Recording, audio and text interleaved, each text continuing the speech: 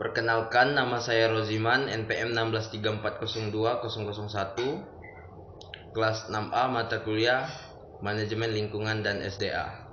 Saya akan menjelaskan materi peranan SDM terhadap SDA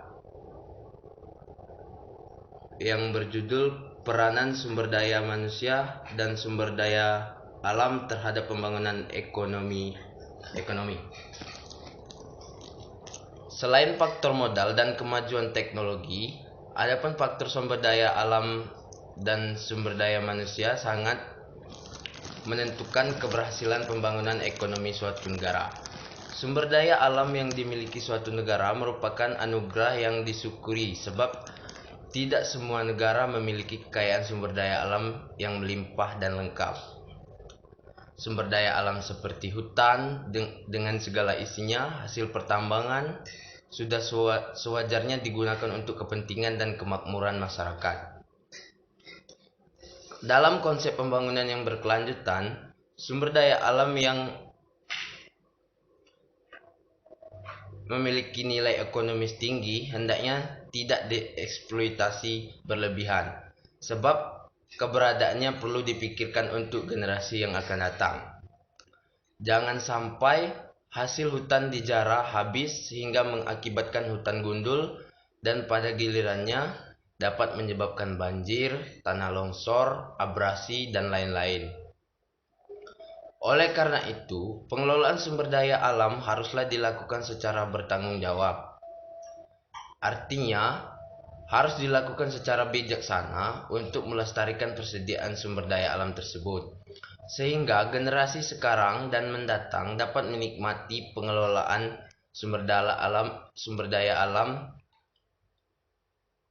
yang ada, sehingga sumber daya alam itu selalu dapat ditingkatkan persediaannya melalui usaha eksplorasi, eksploitasi, peningkatan efisiensi proses produksi, serta dengan bantuan teknologi untuk dapat meningkatkan proses daur ulang.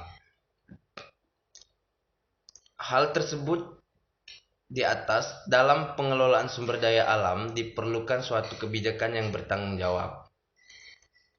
Penduduk masyarakat atau istilahnya sumber daya manusia merupakan aset penting dalam pembangunan, mengingat penduduk sebagai agent of development, sehingga tidak berlebihan bila dikatakan berhasil tidaknya pembangunan ditentukan oleh sikap penduduk selama proses pembangunan berlangsung.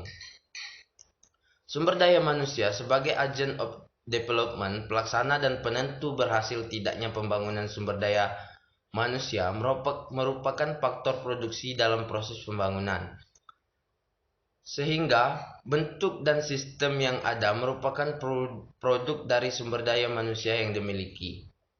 Sumber daya manusia yang handal merupakan aset dalam pembangunan.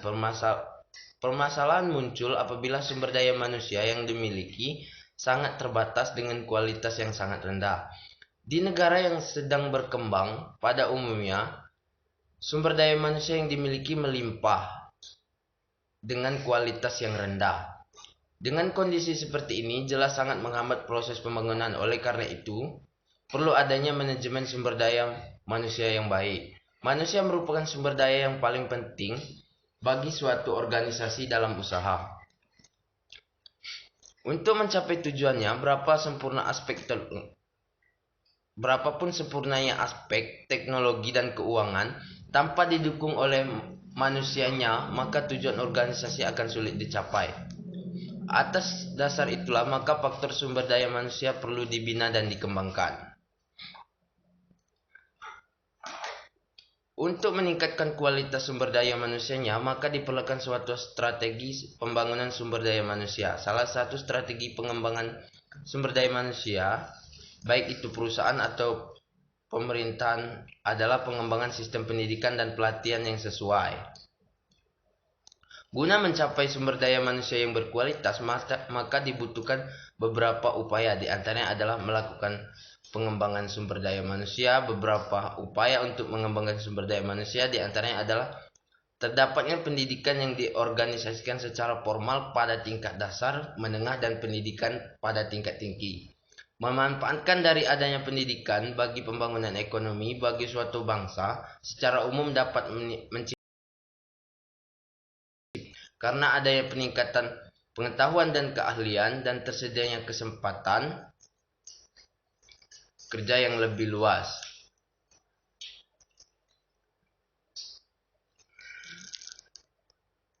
Berdasarkan uraian pembahasan di atas, maka dapat disimpulkan bahwa sumber daya alam dan sumber daya manusia memiliki peranan yang sangat penting dalam pembangunan ekonomi suatu negara.